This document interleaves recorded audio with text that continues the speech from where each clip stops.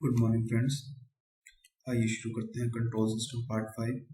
आज हम स्टडी करेंगे polar plot, Nyquist plot, gain margin, phase margin and body plot. सबसे पहले हम स्टडी करते हैं पोलर प्लॉट। पोलर प्लॉट क्या होता है? It is a plot of magnitude of GJ omega and angle of GJ omega when omega is varied from 0 to infinity. अब किसी भी पोलर प्लॉट को ड्रॉ करने का तरीका है ये हमारा शॉर्टकट जो आप देख रहे हैं। अगर हमारा टाइप 0 सिस्टम है तो हमारा पोलर प्लॉट हमेशा यहाँ से स्टार्ट होगा। टाइप 1 है तो हमेशा यहाँ से स्टार्ट होगा। टाइप 2 है तो हमेशा यहाँ से स्टार्ट होगा। टाइप 3 है तो हमेशा यहाँ से स्टार्ट होगा। ऑर्डर 1 है तो यहाँ पे खत्म होगा। ऑर्डर 2 है तो यहाँ पे खत्म होगा। ऑर्डर 3 है तो यहाँ पे खत्म होगा। ऑर्डर 4 है तो यहाँ पे खत्म होगा। नेक्स्ट जो हमारी सबसे मेन चीज है वो है गेन मार्जिन, फेज मार्जिन और स्टेबिलिटी। कभी भी एग्जाम में जो क्वेश्चन आता है वो 2 या 3 टाइप का आ सकता है। आपको सब कुछ गिवन होगा और गेन मार्जिन फेज मार्जिन निकालना होगा, या आपको gain margin phase margin given होगा, आपको स्टेबिलिटी निकालनी होगी, या पोलर प्लॉट चूज करना होगा क्या आएगा जब आपको सिस्टम फंक्शन गिवन होगा।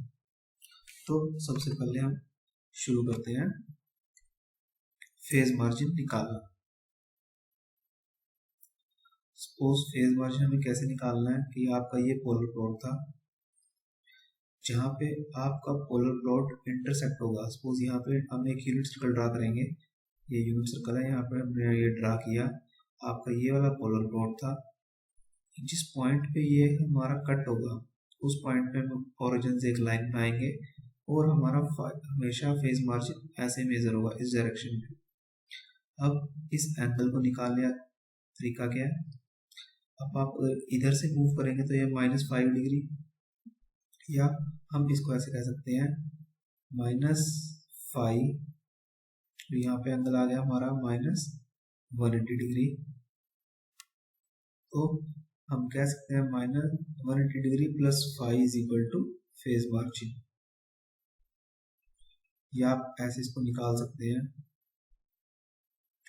180 डिग्री प्लस 5m -5।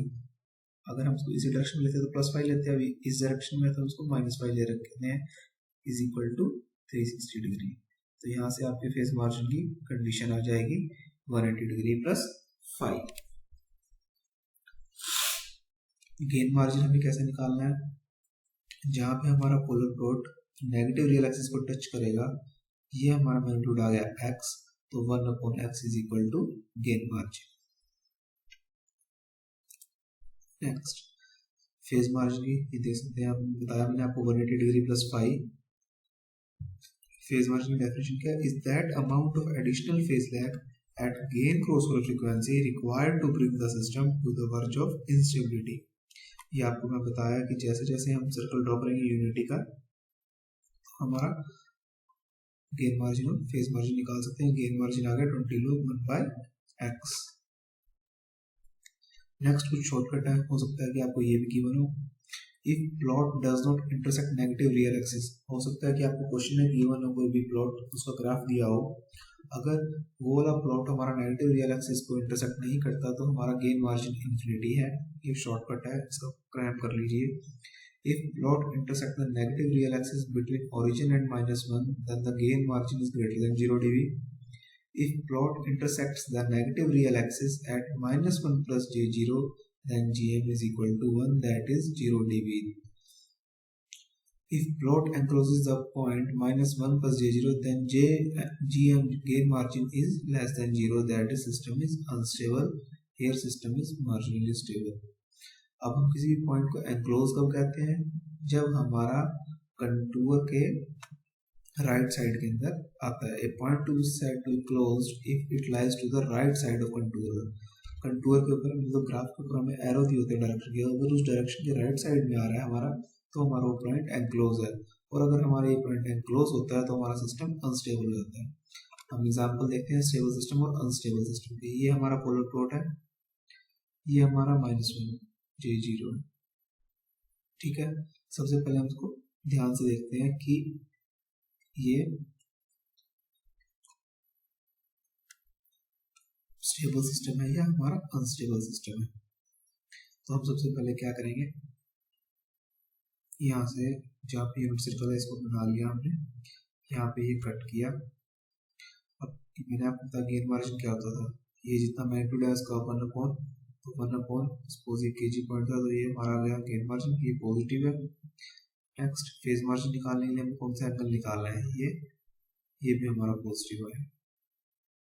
नेक्स्ट ये कंट्रोल इस डायरेक्शन से मूव कर रहा है, इस डायरेक्शन से मूव कर रहा है तो यानी इसके लेफ्ट साइड में वो हमारा -1, तो ये हमारा सिस्टम क्या है, स्टेबल है। अब हम इसको कंसीडर करते हैं, हमारा पोलर प्लॉट ये आया, ये पोलर प्लॉट हमारा एरो इस डायरेक्शन में है, इधर मूव कर रहा है, इसके राइट साइड में सिस्टम अनस्टेबल में है। यहाँ पे एरो दिए नहीं हुए लेकिन को जैसे मैंने आपको बताया कि पॉइंट शुरू यहाँ से होगा खत्म यहाँ पे होगा, उसके हिसाब से मैं आपको बता रहा हूँ। ये इसके राइट साइड में आ रहा है तो इसने -1 को एनक्लोज कर दिया, तो इसका मतलब सिस्टम हमारा अनस्टेबल है। अब हम गेन मार्जिन देखते हैं इसका और फेज मार्जिन देखते हैं। अब ये एक्सिस को यहाँ पे कट कर रहा है,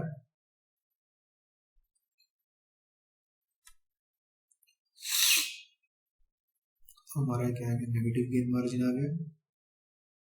अब φm देखेंगे, अगर आप इसे कैलकुलेट करेंगे ये φm हमारा बन जाएगा ये वाला, तो ये क्या आएगा हमारा नेगेटिव अगर आप निकाल लेंगे। अभी हम लोग क्वेश्चन में देखते हैं कैसे निकाल रहे हैं, तो इसलिए हमारा ये अनस्टेबल सिस्टम आप इस टाइप से ग्राफ के याद कर सकते हैं। तो सबसे पहले फर्स्ट ऑफ ऑल एग्जांपल देखते हैं हम कि अगर ये हमें सिस्टम दिया हुआ है तो इसका पोलर प्लॉट हमें कैसे निकालना है। ये हो गया 1/(1 + ST), तो ये कौन सा सिस्टम हो गया, type 2 system, open loop poles and order 3। जब हम इसे मल्टीप्लाई करेंगे तो s की पावर क्या आ जाएगी, 3। तो टाइप 2 एंड ऑर्डर 3 सिस्टम। हम पहले ग्राफ देखते हैं, यहाँ से यानी टाइप 2 इस तरफ से शुरू होगा और ऑर्डर 3 यहाँ पे खत्म होगा। अब हम इसको ड्रॉ करते हैं, टाइप 2 और ऑर्डर 3, तो सी इसका हमारा आंसर है। बाकी कोई भी ग्राफ हमारा ऐसे नहीं शुरू हो रहा। नेक्स्ट क्वेश्चन लेते हैं, हमें एक क्वेश्चन गिवन है, हमें इसका गेन मार्जिन और फेज मार्जिन निकालना है। गेन मार्जिन क्या होता है, जहाँ पे अभी इसका देखो कंटूर के ऊपर एरोस गिवन है, हमारा ऐसे हुआ सिस्टम यहाँ पे आ गया। गेन मार्जिन मैंने आपको बताया जहाँ पे नेगेटिव रियल एक्सिस को कट करेगा तो 1/-0.75 माइनस को हम छोड़ देते हैं, तो 1/0.75 इसका आंसर है। अब फेज मार्जिन निकालने के लिए हमें क्या करना है, यहाँ पे सपोज कट किया हमारा, हमने यहाँ से यहाँ तक का बनाया, एंगल को हम यहाँ से मेजर करेंगे। अब हमें जो 30 डिग्री एंगल है वो ये दे रखा है, ये हमारा क्या है -90 डिग्री, ये हमारा क्या है -30 डिग्री, ये हमारा क्या है -180 डिग्री, तो ये कितना बचा हमारा, इस डायरेक्शन में बचा -60 डिग्री, और अगर इधर से इस तरफ आएंगे तो बचा +60 डिग्री। तो आंसर आ गया 60 डिग्री एंड 1/0.75। इसी टाइप के क्वेश्चन आपके पेपर में आएंगे, इससे ऊपर लेवल के क्वेश्चन नहीं आएंगे। तो बहुत ही सिंपल है पोलर प्लॉट। सिमिलरली अगर हम इसमें देखें तो हमारा फेज मार्जिन गेज मार्जिन कितना आएगा, नेगेटिव रियल एक्सिस पे कट किया 0.25, तो सिंपल 1/0.25 = 4। अब फेज मार्जिन देखेंगे सर कितना आ रहा है, यहाँ से हमने लाइन ड्रॉ करी तो ये आ गया 30 डिग्री, बट हम हमेशा नेगेटिव रियल एक्सिस से यहाँ से मेजर करते हैं कि कितना आ रहा है। अब इस डायरेक्शन में मेजर कर रहे हैं तो हम कितना आएगा, ये +150 degree. That's polar plot. Next हम स्टडी करेंगे न्यूक्विस्ट प्लॉट। न्यूक्विस्ट प्लॉट क्या होता है, ये कहता है कि the principle of argument may be stated as if the S-plane closed contour encloses P poles and Z0 in the RHS of S-plane, then the origin of GS plane is encircled P minus Z times in anti-clockwise direction. हमें क्या करना है कि अगर n number of encirclement है point के -1 + J0 के, ये पॉजिटिव लेने हमें एंटी क्लॉकवाइज मूव करना है, और नेगेटिव लेने हैं तो हमें क्लॉकवाइज मूव करना है। P प्लस क्या हमारे राइट साइड के अंदर पोल्स, Z प्लस क्या हमारे राइट हैंड साइड के अंदर जीरोस। फर्स्ट स्टेबिलिटी होना चाहिए हमारा आइदर n = P होना चाहिए और Z = जीरो होना चाहिए। अब क्वेश्चन में आपको हमेशा ध्यान से देखना है कि हमारा क्लोज लूप गिवन है या ओपन लूप गिवन है।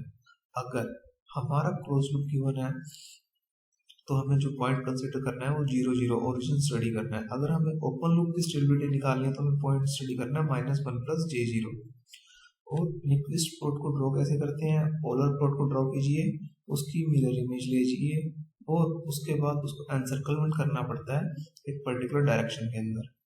वो हमें बताता है principal of argument. But question के अंदर आपको न्यूक्लिस्ट प्लॉट ड्रॉ करना नहीं आएगा, आपको सिंपल पोलर प्लॉट ड्रॉ करके आइडिया लग जाएगा कि आपका आंसर क्या आएगा। उसके बाद जो मेन चीज है वो आपको निकालनी आती है स्टेबिलिटी। आइए इसका क्वेश्चन देखते हैं। सपोज ये हमें क्वेश्चन गिवन है, अब हमें इसमें क्या निकालना है? The number of roots of the system in the right half of S plane. अब हमें ये क्या कहता है? n = p + z+। तो n नंबर ऑफ एनसर्कलमेंट हमें देखना है ओपन लूप के। ओपन लूप के केस में हम पॉइंट कंसीडर करते हैं -1। अब इस पॉइंट के कितने एनसर्कलमेंट है?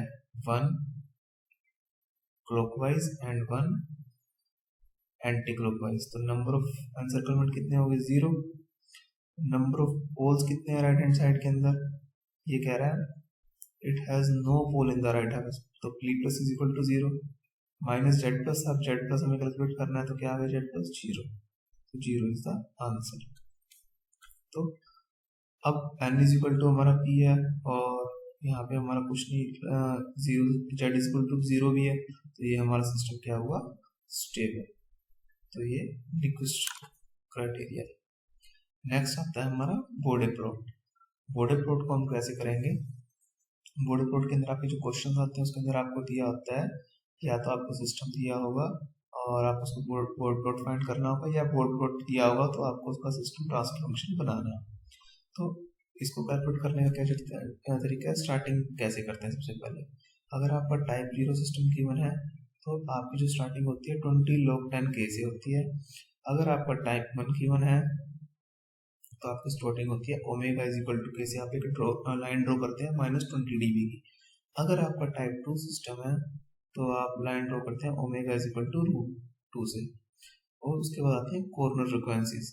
कॉर्नर फ्रिक्वेंसीज कैसे कैलकुलेट करने के लिए आप कभी भी ऐसे नहीं करेंगे, आपकी जो फॉर्म होनी चाहिए वो हमेशा इस फॉर्म में होनी चाहिए, 1 + -s के साथ समथिंग। कभी भी s + समथिंग वो नहीं होना चाहिए, यहाँ पे 1 होना चाहिए। उसके हिसाब से आपकी कॉर्नर फ्रिक्वेंसीज स्टार्ट होगी और कॉर्नर फ्रिक्वेंसीज हमेशा आपकी असेंडिंग ऑर्डर में होंगी, उसके कोरस्पॉन्डिंगली आप ड्रा करेंगे। तो नेक्स्ट कुछ आपके जो थ्योरेटिकल क्वेश्चंस आते हैं बोर्ड पे लीड कंपनसेटर और लैग कंपनसेटर के लिए, तो जो इस टाइप का होता है वो होता है बैंड रिजेक्ट फिल्टर। अगर आपका बोर्ड अप्रूव्ड इस टाइप का बनता है तो जो PID proportional integrated and derivative controller है वो बैंड रिजेक्ट फिल्टर है। ये हमेशा एक शॉर्ट क्वेश्चन आ सकता है पेपर में। PID is band pass filter, low pass filter, high pass filter और band reject filter. So answer is band reject filter. ऐसे ही प्रॉपर्टीज ऑफ लीड कंपनसेटर क्या है? इट शिफ्ट, ये मैं आपको पहले भी लीड कंपनसेटर के अंदर लिखवा चुका हूँ, shift the gain crossover frequency to higher values where the desired margin is acceptable, hence effective when slope of uncomponent system near the gain crossover frequency is low. The maximum phase rate, ये आपको ध्यान रखना है, ये geometric mean होता है, तो omega की वैल्यू आएगी 1/T2 और 1/T1 अल्फा। ऐसी 5m की वैल्यू ये होगी। Similarly properties of lag compensator ये मैं आपको लिखवा चुका हूँ। तो KP KVK इनके फॉर्म में भी आपको कई बार बोर्ड से निकालने पड़ते हैं, ये आप इनको रिमेम्बर रखिएगा किस कंडीशन में क्या क्या है।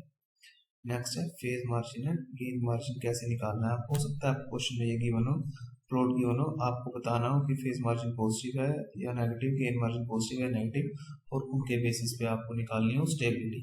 अगर दोनों पॉजिटिव सिस्टम स्टेबल है, अदरवाइज मार्जिन स्टेबल या अनस्टेबल है। तो इसमें देखते हैं सबसे पहले जहाँ पे आपका मैग्नीट्यूड कर्व 0 dB एक्सिस को क्रॉस करता है तो उस चीज को हम कहते हैं गेन क्रॉसओवर फ्रीक्वेंसी। यहाँ से जब हम फेज मार्जिन कैलकुलेट करेंगे तो जहाँ पे ये फेज कर्व को इंटरसेक्ट करेगा, अगर ये चीज हमारी -180 डिग्री से ऊपर है तो आपका ये आएगा positive gain margin, positive phase margin. और जहाँ पे हमारी फेस क्रॉस करेगी -180 डिग्री को, वहाँ से एक लाइन ड्राइन करेंगे। अगर हमारा ये 0 dB से नीचे आ रहा है तो हमारा आएगा पॉजिटिव गेन मार्जिन। सिमिलरली अगर हम यहाँ से अब ऐसे हमने यहाँ पे जब भी क्रॉस की यहाँ से लाइन ड्रॉ करी, तो अब देखिए हमारा फेस मार्जिन क्या आ गया, नेगेटिव, नीचे आ गया एक्सिस से। ऐसे ही जब हम यहाँ पे क्रॉस कर रहे हैं इससे ड्रा करेंगे तो हमारा अगर ये ऊपर आ जाता है तो नेगेटिव गेन मार्जिन। तो ये चीज अनस्टेबल है, ये चीज स्टेबल है। Next, the gain margin of a first or second order systems are infinite since the polar plots for such system do not cross the negative real axis. Thus, theoretically, first or second order systems cannot be unstable. If small lags are accounted, the so-called first or second order system may become unstable. ये कई बार theoretical questions में पूछ लेते हैं। For a non-minimum phase system to be stable, system will have negative phase and gain margin. ये non-minimum phase systems के लिए condition है। स्टेट वेरिएबल अभी आपके सिलेबस में नहीं है, तो ये हमारा कंट्रोल सिस्टम पूरा हुआ।